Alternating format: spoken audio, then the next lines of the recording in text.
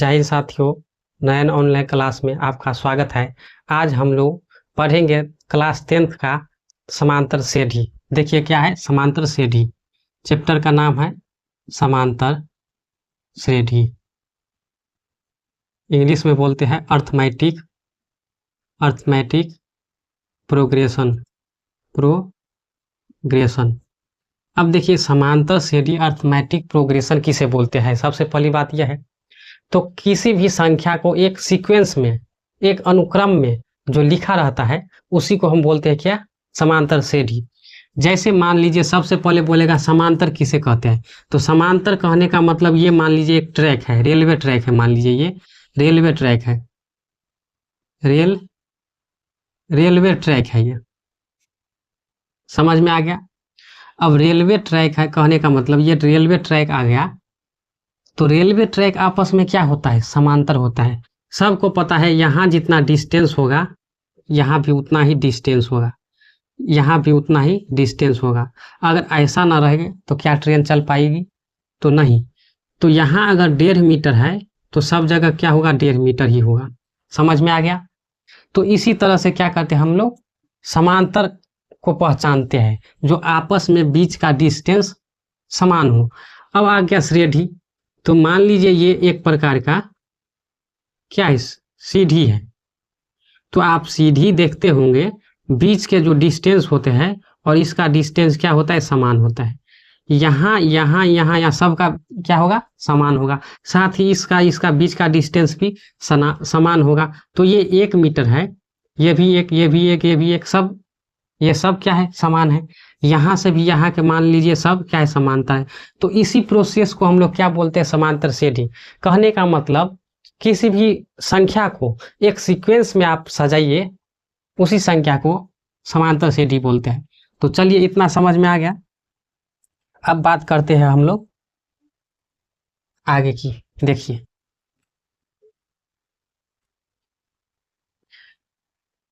मान लीजिए यहाँ पे हम लिए A1, A2, A3 dot dot dot AN। इतना समझ में आ गया। मान लीजिए यह कोई क्या है, अचर संख्या है।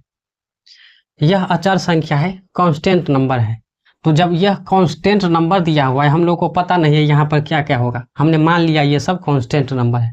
तो कांस्टेंट नंबर में आपको ये जो संख्या दिया हुआ है बोलेगा आपको क्या यह संख्या समांतर श्रेणी में है। तो आप किस तरह से ज्ञात कीजिएगा। अभी हम क्या बोले हैं, किसी भी संख्या को जब एक सीक्वेंस अनुक्रम में जब लिखा जाता है तो उसे हम समांतर श्रेणी बोलते हैं। कहने का मतलब उसके जो बीच का जो डिस्टेंस होता है, जितना भी संख्या है आपस में, जब उसका डिफरेंस चेक करिएगा तो सब समान होगा। तो उसी प्रोसेस को हम लोग क्या बोलते हैं, समांतर श्रेणी। अब देखिए यहाँ से अगर बोलेगा हम लोग को डिफरेंस चेक करने के लिए, तो जब डिफरेंस चेक करेंगे तो डिफरेंस को हम लोग बोलते हैं सार्वंतर, समांतर श्रेणी के भाषा में, और हम डी से सूचित करते हैं। तो बोलेगा इन दोनों के बीच का डिफरेंस, तो या तो ये एकदम बढ़ते क्रम में लिखा रहेगा या एकदम पूरा घटते क्रम में लिखा रहेगा, ऐसे रहता है। तो हमेशा दूसरा में से पहला घटाएंगे, मतलब बड़ा वाला में से छोटा घटाएंगे। तो जब इस तरह से रहेगा तो A2 में से A1 हमेशा घटेगा, और जब A2 में से A1 घटेगा तो हमारा D आएगा। कहने का मतलब सार्वंतर ज्ञात होगा। इसी तरह से आगे जब ज्ञात कीजिएगा तो A3 में से A2 हमेशा बड़ा वाला में से छोटा घटेगा, तो फिर D आएगा। उसी प्रकार से इसमें से हम अगर ज्ञात करेंगे, घटाएंगे, तो AN माइनस 1 घटे तो क्या आएगा फिर D आएगा।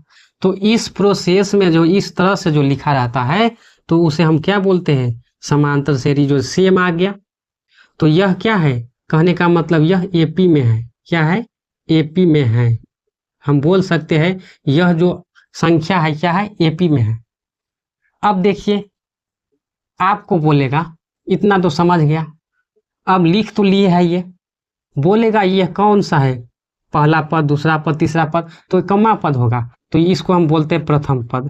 A1 को हम बोलते हैं प्रथम पद, तो यह A1 आ गया। फिर दूसरा पद बोलेगा तो दूसरा पद A2 आ गया। इसी तरह से बोलेगा तीसरा पद तो तीसरा पद A3।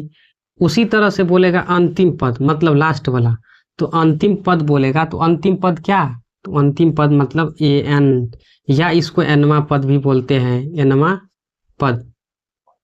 समझ में आ गया। तो इसी तरह से हम लोग चेक करेंगे किसी भी अनुक्रम सीक्वेंस नंबर को जो यह समांतर श्रेणी में है या नहीं है। अब इतना समझ, मान लीजिए यहाँ पर 2 है, यहाँ पे 4 है, 6 है, 8 है, 10 है। तो जब ज्ञात करने के लिए बोलेगा जो क्या यह एपी में है, तो हम लोग 4 में से 2 घटाएंगे तो आएगा 2, यहाँ से 6 में से 4 घटाएंगे 2, यहाँ से भी 2, यहाँ से भी 2, तो सब में सेम आ रहा है, कहने का मतलब यह एपी में है। समझ में आ गया। तो इसी तरह से हम लोग चेक करेंगे। चलिए अब आगे बढ़ते हैं।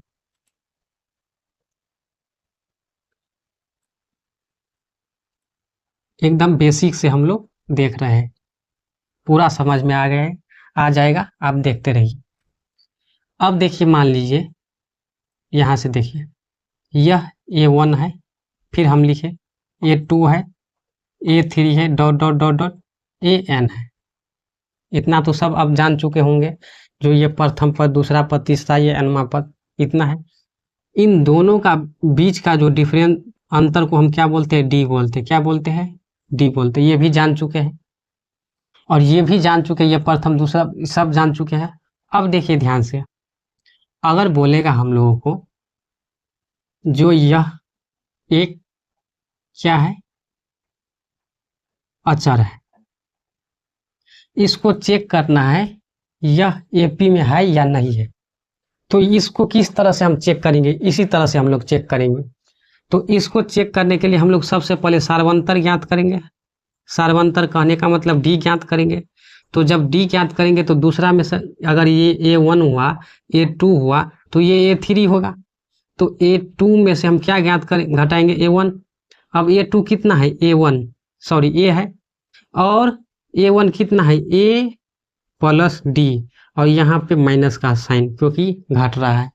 अब देखिए यहाँ से A, और यहाँ इस माइनस से गुना होगा इसमें, तो माइनस A, और यहाँ से अब देखिएगा इसमें गुना होगा तो ये D। तो ये से ये तो कट गया, कहने का मतलब आ गया D। समझ में आ गया। अब देखिए फिर अगर चेक करने के लिए बोलेगा D निकालने के लिए, तो तीसरा माइनस, एक से नहीं हमेशा निकलता है, हमेशा कम से कम 2, 3, 4 निकालिए, तब पता चलेगा यह समांतर श्रेणी में है या नहीं। फिर minus A2, A minus D, और फिर माइनस A। यहाँ से जब A से ये कट गया, इसका मतलब माइनस D आ गया। तो ये दोनों क्या है, हमारा सेम है। तो जब सेम आ जाएगा तो यह क्या होगा, यह जो है यह हमारा एपी में है। क्या है, एपी में है। समझ में आ गया। इसमें तो सेम आ गया, तो हम लोग पता कर लिए जो यह एपी में है। यहाँ मान लीजिए अगर हम दे यहाँ पर A प्लस डी, और यहाँ पर D, और फिर यहाँ A माइनस डी, इस तरह से दे, तो बोलेंगे अगर यहाँ पे हम लोग को ज्ञात करना है जो यह एपी में है या नहीं, तो किस तरह से ज्ञात करिएगा, इसी तरह से डी निकालेंगे। डी मतलब अगर ये A1 है, A2 है, A3 है, तो A2 माइनस A1 हमेशा होगा। दूसरा में से पहला घटाएंगे, तो दूसरा में से पहला घटाएंगे तो दूसरा क्या है, D है। पहला क्या है, A प्लस डी है, और ये कोष्ट में। अब जब सॉल्व कीजिएगा इसको तो ये आ जाएगा D माइनस A और माइनस D, ये से ये माइनस A आ गया। इतना समझ में आ गया। फिर निकालिए D, A3 माइनस A2।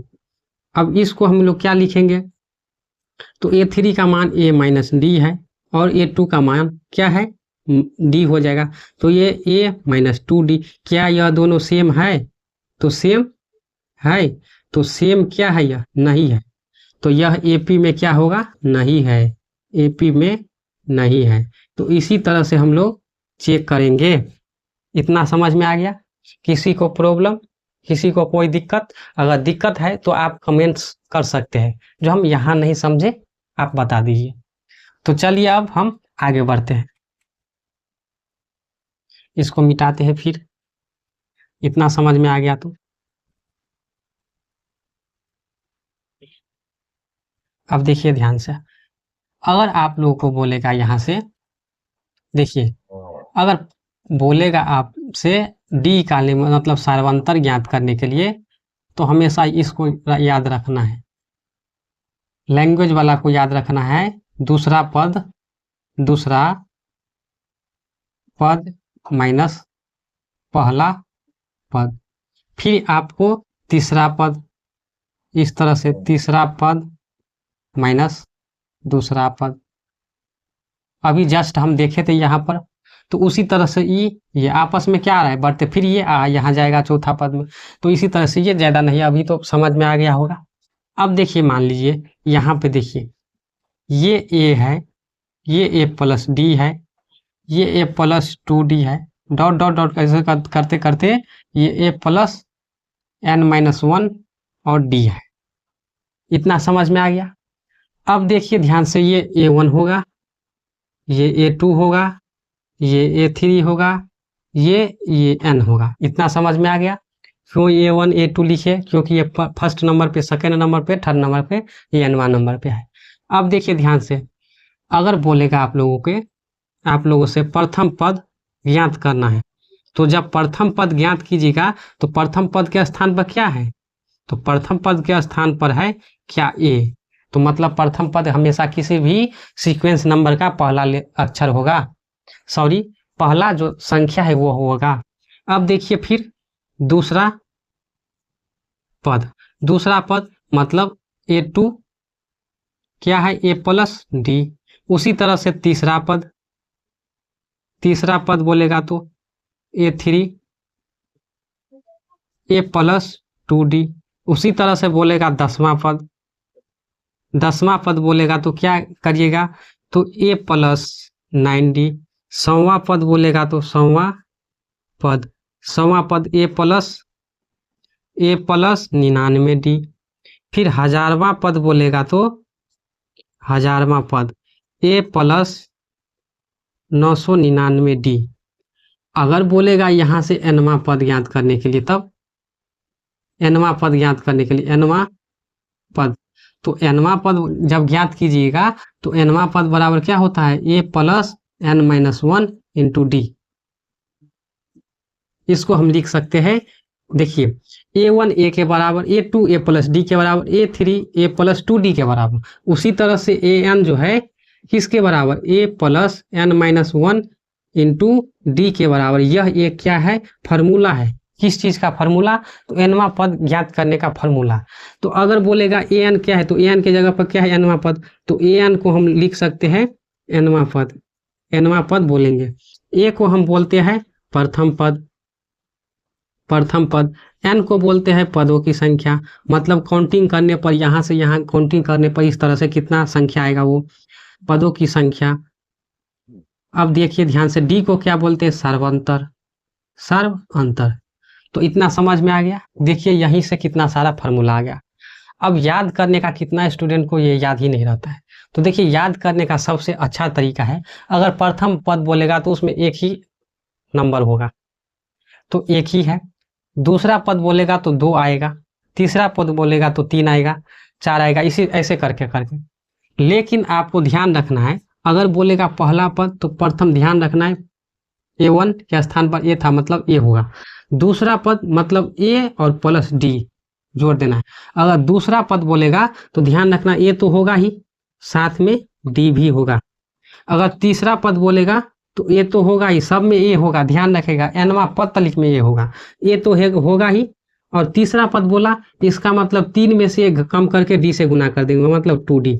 10वां पद, अच्छा मान लीजिए कोई 49वां पद बोल रहा है, तो 49वां पद बोल रहा है ज्ञात करने के लिए, मतलब ये तो होगा ही, और 49 में से 1 कम करके मतलब 48, और यहाँ डी कर देना है। इसी तरह से याद रखना है सब में। देखिए उसी तरह से 10वां पद 10 है, यहाँ पे 90 है, 100वां यहाँ पे 99, हजारवां यहाँ पर 999, सब में 1 कम करके क्या कर, यहाँ पे देखिए n में से 1 कम कर दिया है। तो वही उसी तरह से क्या होता है, फार्मूला बनता है। अब ये फार्मूला है, अब इस पर हम सवाल जब स्टार्ट करेंगे चैप्टर तब बताएंगे। अब आगे चलिए,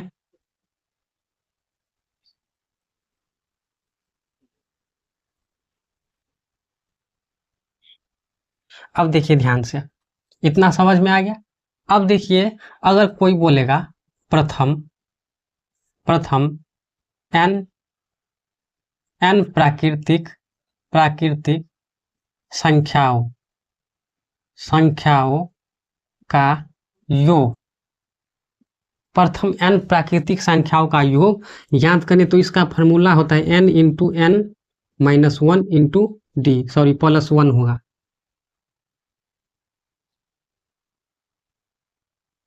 क्या होता है, प्लस 1 होगा। तो समझ में आ गया, n इंटू n प्लस 1 बट्टा 2, ये प्रथम n प्राकृतिक, किस तरह से प्राकृतिक संख्या गिनती की संख्या 1 2 3 4 ऐसे डॉट डॉट डॉट करते करते हम लोग लिखते हैं प्राकृतिक संख्या इन्फिनिटी तक, पता नहीं कहाँ तक जाएगा। तो इसी का योग हम इस पर ज्ञात करते हैं। तो मान लीजिए ये क्या है, n है, तो इसी का योग यहाँ पर लिखा हुआ है n, फिर n प्लस 1 इंटू सॉरी बट्टा 2। तो यही क्या है, फॉर्मूला है। अगर बोलेगा प्रथम n विषम संख्याओं का योग, क्या योग, तो n स्क्वायर कर देना है, कुछ झमेला नहीं करना है, n स्क्वायर कर देना है, वो आंसर आ जाएगा। तो देखिए ये एक फार्मूला, ये फार्मूला देख लीजिए। अब देखिए ध्यान से, अगर बोलेगा Sn का कहने का मतलब होता है n/2 into 2a plus n minus 1 into D. और ये अच्छा, Sn को क्या बोलते हैं, तो Sn को बोलते हैं n पदों की योग, n पदों की योग। और ये सब पता है आप लोगों को, n क्या होता है, a क्या होता है, d अभी जस्ट हम लिखाए हैं। फिर एक और होता है, वो होता है Sn बराबर ही होता है n/2 a प्लस l, ये भी एक फार्मूला है। अब इसमें भी सब पता है क्या क्या होता है, लेकिन l नहीं पता है। तो l मतलब होता है लास्ट पद या अंतिम पद, जिसको हम बोलते हैं। तो इतना समझ में आ गया। अब जो समांतर श्रेणी है उसका सारा सवाल इसी कंसेप्ट पर बन जाएगा, अब किसी अलग कंसेप्ट का जरूरत नहीं पड़ता है। अब मान लीजिए 2-4 हम क्वेश्चन यहाँ पे दे,